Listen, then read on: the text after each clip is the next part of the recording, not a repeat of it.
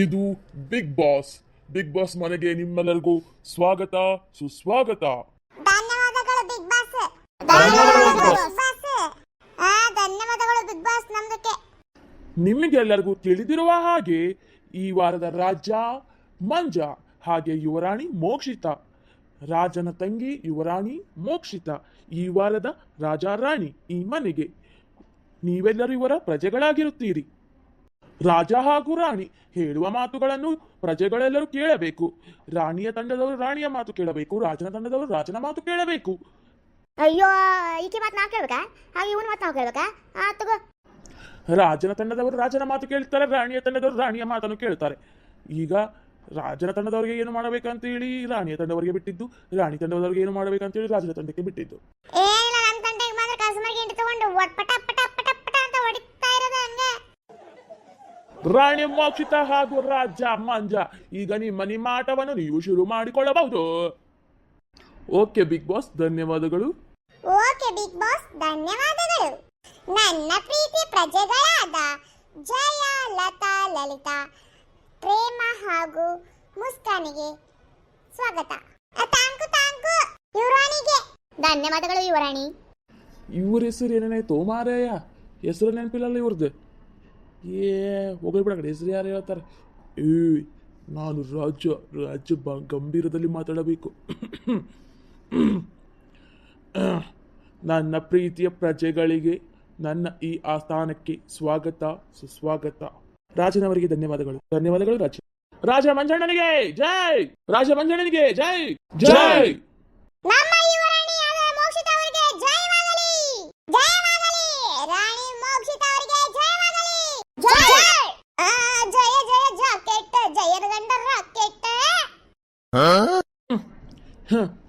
ರಾಣಿ ಅಂತೆ ರಾಣಿ ನೋಡಿ ಅಲ್ಲಿ, ಅವರ ರಾಣಿ ಮುಂದೆ ಅವರ ಪ್ರಜೆ ಹೇಗೆ ಹಾಡುತ್ತಿದ್ದಾರೆ ಅಂತ. ರಾಣಿ ತಮ್ಮ ಪ್ರಜೆಗಳನ್ನು ಇಟ್ಟುಕೊಂಡಿರುವುದು ಹೀಗೆಯೇ? ಅಣ್ಣ ರಾಜ, ನಿಮಗೆ ನಮ್ಮ ಪ್ರಜೆಗಳ ಬಗ್ಗೆ ಮಾತಾಡುವ ಅವಶ್ಯಕತೆ ಇಲ್ಲ, ಹಾಗೂ ನಿಮಗೆ ಯಾವ ಅಧಿಕಾರ ಕೂಡ ಇಲ್ಲ. ನಮ್ಮ ಪ್ರಜೆಗಳನ್ನು ಹೇಗೆ ಇಟ್ಟುಕೊಳ್ಳಬೇಕೆಂದು ನಮಗೆ ತಿಳಿದಿದೆ.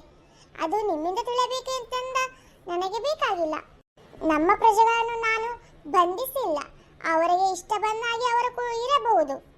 ನಿಮ್ಮ ಹಾಗೆ ನಾವು ಪದೇ ಪದೇ ಅಧಿಕಾರವನ್ನು ಚಲಾಯಿಸುವುದಿಲ್ಲ. ನಮ್ಮ ಪ್ರಜೆಗಳನ್ನು ಅವರಿಗೆ ಇಷ್ಟ ಬಂದ ಹಾಗೆ ಬಿಟ್ಟಿರುತ್ತೇವೆ. ರಾಣಿಯವರಿಗೆ ಜಯವಾಗಲಿ.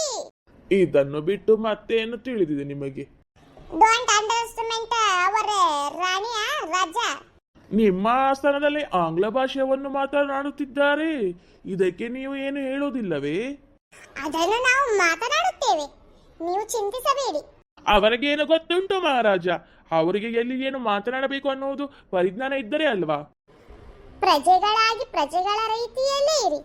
ನೀವು ನಮ್ಮ ಬಗ್ಗೆ ಮಾತನಾಡುವುದು ತಪ್ಪಾಗುತ್ತೆ ನೋಡಿ. ಮತ್ತೆ ಅವರು ಹೇಳಿದ್ರಲ್ಲಿ ತಪ್ಪೇನಿದೆ? ನೀವು ಆಂಗ್ಲ ಭಾಷೆಯನ್ನು ಏಕೆ ಮಾತನಾಡುತ್ತಿದ್ದೀರಿ? ಏನೋ ಬಾಯಿ ತಪ್ಪಿ ಬಂದಿದೆ, ಅದಕ್ಕೆ ಇಷ್ಟು ಉದ್ದ ಮಾಡುವ ಅವಶ್ಯಕತೆ ಇಲ್ಲ, ಆಯ್ತಾ? ನೋಡಿ ರಾಜ ಅವರೇ, ನಿಮ್ಮ ಮುಂದೆ ನಮಗೆ ಹೀಗೆ ಮಾತನಾಡುತ್ತಿದ್ದಾರೆ. ಅವರು ಗಂಡಸರಿಗೆ ಹೀಗೆ ಮಾತನಾಡುತ್ತಾರ ಹೆಂಗಸರು? ಯುವರಾಣಿ, ನೀವು ಮಾತನಾಡುತ್ತಿರೋ, ಇನ್ನು ನಾನು ಮಾತನಾಡಬೇಕೆ? ಪ್ರಜೆ, ನಿಮ್ಮ ಬಗ್ಗೆ ಮಾತನಾಡುತ್ತಿದ್ದಾರೆ ಅವರು. ನೀವು ನಿಮ್ಮ ಹಕ್ಕನ್ನು ನೀವು ಚಲಾಯಿಸಬೇಕು. ನೀವು ಮಾತನಾಡಿ, ನಾನು ನಿಮಗೆ ಸಂಪೂರ್ಣ ಅಧಿಕಾರ ಕೊಟ್ಟಿದ್ದೇನೆ. ಇಲ್ಲಿ ನಮ್ಮ ಅಧಿಕಾರವನ್ನು ನಾವೇ ಪಡೆದುಕೊಳ್ಳಬೇಕು, ಇನ್ನೊಬ್ಬರಿಗಾಗಿ ಕಾಯ್ದುಕೊಂಡು ಕುಂತುಕೊಳ್ಳಬಾರದು. ಧನ್ಯವಾದಗಳು ಯುವರಾಣಿ. ಎಲ್ಲೋ ರಾಜನ ಪ್ರಜೆ, ಇಲ್ಲಿ ಯಾವ ರೀತಿಯ ಗಂಡು ಹೆಣ್ಣು ಅನ್ನೋ ಭೇದ ಭಾವ ಇಲ್ಲ. ನೀವು ಏನೇ ಮಾತನಾಡುತ್ತಿದ್ದೀರಿ? ನೀವು ಗಂಡಸರಂದ್ರೆ ನಿಮಗೇನು ಎರಡು ಕೊಂಬುಗಳಿದಾವ? ಏನು ಎರಡು ಎಕ್ಸ್ಟ್ರಾ ಬಾಲ ಇದಾವ? ನಿಮಗೆ ಹೇಗೆ ಎಷ್ಟು ಅಧಿಕಾರ ಇದೆಯೋ ಅಷ್ಟು ಅಧಿಕಾರ ಹಕ್ಕು ಕೂಡ ನಮಗೆ ಇದೆ. ನೀವು ಯಾವುದೇ ರೀತಿಯ ಹೆಣ್ಣು ಗಂಡು ಭೇದ ಭಾವ ತಂದರೆ ನಾವು ಸುಮ್ಮನಿರೋದಿಲ್ಲ. ಇದನ್ನು ನೆನಪಲ್ಲಿ ಇಟ್ಟುಕೊಳ್ಳಿ. ಎಲೇ ಹೆಂಗಸೆ, ನನಗೆ ಮಾತಾಡುವಷ್ಟು ಕೊಂಬು ಬಂದಿದೆಯೇ ನಿನಗೆ? ಅದು ಎಷ್ಟು ಮಾತನಾಡುತ್ತೀಯಾ ನೀನು? ಏಕೆ ಮಾತನಾಡಬಾರದು? ಗಂಡಸರು ಹೇಳುವುದರ ಹಾಗೆ ಕೇಳು. ಹೆಂಗಸರ ಕಾಲ ಹೋಯ್ತು. ಈಗ ಏನಿದ್ರು ಗಂಡು ಹೆಣ್ಣು ಒಂದೇ ಸಮ. ಏಕೆ ಹೆಣ್ಣು ಯಾವುದ್ರಲ್ಲಿ ಕಮ್ಮಿ ಇದ್ದಾಳೆ? ಎಲ್ಲದರಲ್ಲೂ ಒಂದು ಪಟ್ಟು ಮೇಲೆ ಇದ್ದಾಳೆ. ಒಂದು ಮನೆ ನಡೆಸುವುದಲ್ಲಿ, ಸಂಸಾರ ನಡೆಸುವುದಲ್ಲಿ ಹೊರಗೆ ನಿಂತು ಕೆಲಸ ಮಾಡು ನೀವು ಎಷ್ಟೇ ಮಾಡಿದರು ಏನೇ ಮಾಡಿದರು ನೀವು ನಮ್ಮ ಕೈ ಕೆಳಗೆ. ಇದನ್ನು ನಾನು ಖಂಡಿಸ್ತೇನೆ ಯುವರಾಣಿ. ಅದು ಹೇಗೆ ಅವರು ಹೇಳುತ್ತಾರೆ, ಹೆಂಗಸರು ಯಾವಾಗಲೂ ಐವರ ಕೈ ಕೆಳಗ. ಇದು ಈ ಪ್ರಪಂಚದಲ್ಲಿ ಸಾಧ್ಯವೇ ಇಲ್ಲ. ಅದು ಮುಗಿದು ಹೋದ ಕಾಲ, ಮುಗಿದು ಹೋದ ಕತೆ. ಈಗ ಗಂಡು ಹೆಣ್ಣು ಯಾವತ್ತಿದ್ರೂ ಸಮನಾಗೆ. ಓಹೋ, ಗಂಡಸರು ಮಾಡುವ ಕೆಲಸವನ್ನು ನೀವು ಮಾಡಬಲ್ಲಿರಾ? ಅಯ್ಯೋ ಕುಂತಂತ್ರಿಯೇ, ಹೆಂಗಸರು ಮಾಡುವ ಕೆಲಸವನ್ನು ನೀನು ಮಾಡಬಲ್ಲೆಯಾ? ಹ, ನಿಮ್ಮದೇನು ಮಹಾ ಕೆಲಸವೆಂದು ನಾವು ಭಯಪಡಬೇಕು? ಓಹೋ, ನಮ್ಮ ಕೆಲಸ ನಿಮ್ಗೆ ಅಷ್ಟು ಸುಲಭವೇ? ಒಂದು ದಿನ ನಮ್ಮ ಜಾಗದಲ್ಲಿ ನಿಂತು ನಮ್ಮ ಕೆಲಸವನ್ನು ಮಾಡಿ ತಿಳಿಯುತ್ತದೆ ನಿಮಗೆ. ನೀವು ಕೂಡ ಒಂದು ದಿನ ನಮ್ಮ ಜಾಗದಲ್ಲಿ ನಿಂತು ಕೆಲಸ ಮಾಡಿ ತಿಳಿಯುತ್ತದೆ ನಿಮಗೆ. ಅಂತ ಕೆಲಸ ನಾವು ದಿನಾಲು ಮಾಡುತ್ತೇವೆ. ನೀವು ಮಾಡುವ ಕೆಲಸವನ್ನು ನಾವು ಮಾಡಿ ಬಂದು ಮತ್ತೆ ಮನೆಯಲ್ಲಿ ಕೆಲಸ ಮಾಡುತ್ತೇವೆ. ನೀವು ಹೊಲದಲ್ಲಿ ಮಾಡಿ ಬಂದ ಕೆಲಸವನ್ನು ನಾವು ಹೊಲದಲ್ಲಿ ಕೆಲಸ ಮಾಡಿ ಮತ್ತೆ ಮನೆಗೆ ಬಂದು ಕೆಲಸ ಮಾಡುತ್ತೇವೆ. ನೀವು ಹೊಲದಲ್ಲಿ ಕೆಲಸ ಮಾಡಿ ಮನೆಗೆ ಬಂದು ಹೇಗೆ ಹಾಸಿಗೆ ಹಾಸ್ಕೊಂಡು ಮಲ್ಕೊಳ್ತೀರಾ, ಹಾಗೆ ನಾವು ಮಲಗಿಕೊಳ್ಳೋದಿಲ್ಲ. ಹಾಗೆ ನೋಡಿದರೆ ಒಂದು ಪಟ್ಟು ನಾವೇ ಮೇಲೆ ಇದ್ದೇವೆ, ಆದರೆ ನಾವು ಯಾವತ್ತೂ ಆ ದರ್ಪ ತೋರುವುದಿಲ್ಲ.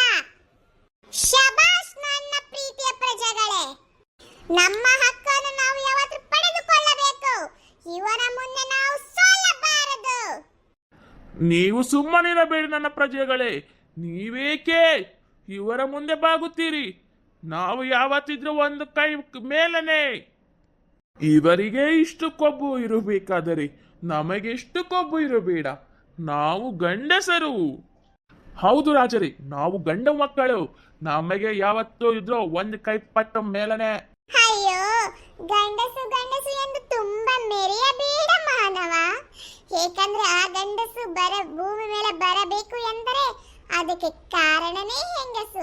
ಹೆಂಗಸು ಇಲ್ಲ ಅಂತಂದ್ರೆ ಗಂಡಸು ಬರಲಿಕ್ಕೆ ಸಾಧ್ಯವೇ ಇಲ್ಲ.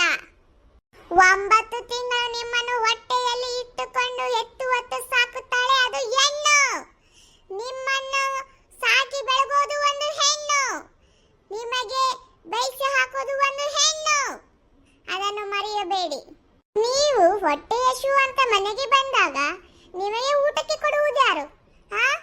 ನೀವು ಧರಿಸುವ ವಸ್ತ್ರಗಳನ್ನು ನಿಮಗೆ ಶುದ್ಧವಾಗಿ ಕೊಡುವುದು ಯಾರು? ಅದು ಒಂದು ಹೆಣ್ಣು ಅಲ್ಲವೇ? ಒಂದು ಹೆಣ್ಣು ಇಲ್ಲಾಂದ್ರೆ ಈ ಪ್ರಪಂಚದಲ್ಲಿ ಏನು ನಡೆಯಲು ಸಾಧ್ಯವಿಲ್ಲ. ಒಂದು ಹೆಣ್ಣು ಈ ಪ್ರಪಂಚದಲ್ಲಿ ಇಲ್ಲ ಅಂತಂದರೆ ಒಂದು ಗಂಡಸು ಏನು ಮಾಡಲು ಸಾಧ್ಯವಿಲ್ಲ ಮಾನವ.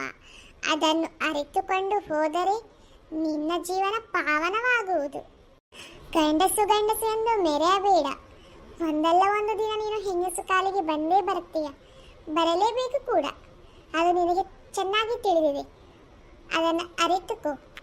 ನಿಮ್ಮ ಮೇಲೆ ನಮಗೆ ಯಾವುದೇ ರೀತಿಯ ಕೋಪವಿಲ್ಲ. ನಾವು ಯಾವತ್ತೂ ಭೇದ ಭಾವ ಕೂಡ ಮಾಡಿಲ್ಲ. ಗಂಡಸು ಕೆಳಗಡೆ ಹೆಂಗಸು ಮೇಲುಗಡೆ ಅಂತ ನಾವು ಸಮನಾಗಿ ಹೇಗೆ ನೋಡುತ್ತೇವೋ ನೀವು ಕೂಡ ಹಾಗೆ ನೋಡಿ. ಯಾಕೆ ನೀವು ಎಲ್ಲದರಲ್ಲಿ ನಾವೇ ಮೇಲೆಂದು ಮೆರೆಯುತ್ತೀರಾ? ನೀವು ನಮ್ಮನ್ನು ಸಮನಾಗಿ ನೋಡಿ, ನಾವು ನಿಮ್ಮನ್ನು ಸಮನಾಗಿ ನೋಡುತ್ತೇವೆ. ಆವಾಗ ಪ್ರಪಂಚ ಎಷ್ಟು ಚೆನ್ನಾಗಿ ಕಾಣುತ್ತೆ ನೋಡಿ. ನಮಗೆ ಬೇಕಾಗಿಲ್ಲ. ಹೌದು ಹೌದು. ನನ್ನ ಪ್ರೀತಿಯ ಪ್ರಜೆಗಳೇ, ನೀವು ಕೋಪ ಮಾಡಿಕೊಳ್ಳಬೇಡಿ ಇವರ ಮಾತಿಗೆ. ಏಕೆಂದರೆ ಒಳ್ಳೆ ರೀತಿಯ ಮನುಷ್ಯ ಆಗಿದ್ದರೆ ಅವರು ಅರ್ಥ ಮಾಡಿಕೊಳ್ಳುತ್ತಿದ್ದರು.